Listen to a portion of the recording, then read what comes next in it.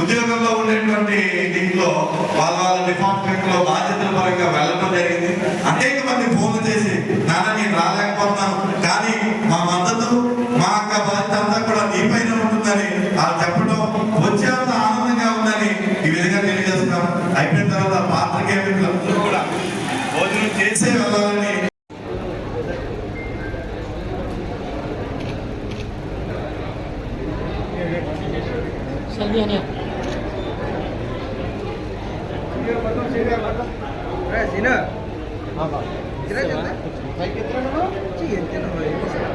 పెద్దలకు ఈ యొక్క ఉంటున్న 15 లక్షల ఓట్లందరికీ కూడా ప్రాధాన్యపడి శిరస్సు వంచి నేను ప్రాధాన్యపడి అడుగుతుంది.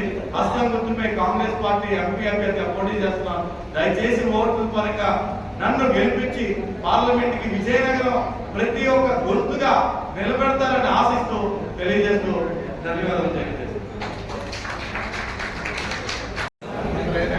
ఏదైతే ఈ సార్వత్రిక ఎన్నికల్లో భాగంగా ఈరోజు ఈ సమావేశం కొప్పలవెలమ సామాజిక వర్గానికి సంబంధించి పెద్దలు మన జిల్లా అధ్యక్షులు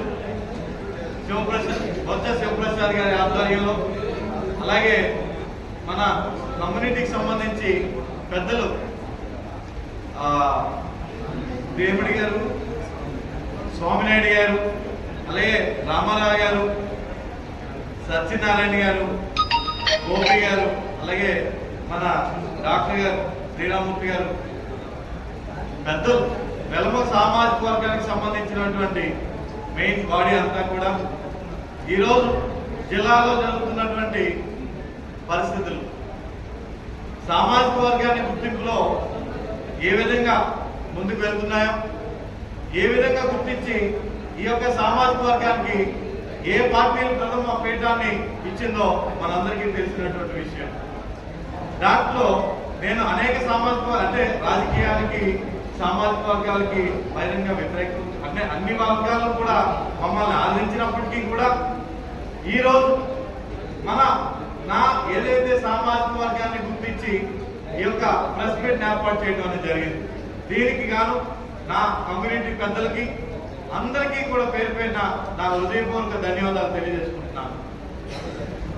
ఈ యొక్క పత్రికా సమావేశానికి వచ్చినటువంటి పాత్రికేయ మిత్రులకు, ఈ యొక్క సంఘ సమావేశానికి ముఖ్య నాయకులుగా వచ్చినటువంటి బంధుమిత్రులందరికీ కూడా ఈ పాత్రిక ముఖ్యంగా నేను ధన్యవాదాలు తెలియజేస్తున్నాను. ముఖ్యంగా విజయనగరం జిల్లాలో వెనకబడి ఉండేటువంటి సామాజిక వర్గంలో ముఖ్యంగా ఈ యొక్క కొప్పలవెలమ సామాజిక వర్గం, అదే సామాజిక వర్గంలో నేను పుట్టి ఆ సామాజిక వర్గం తరఫు నుండి ఈ రోజు ఈ సమావేశం ఏర్పాటు చేసుకోవటం, పెద్దలందరూ కూడా ఏదైతే పార్టీ గుర్తించి నాకు ఈరోజు పార్లమెంట్ టికెట్ అనేది ఇవ్వడం జరిగిందో ఆ ఉద్దేశంలో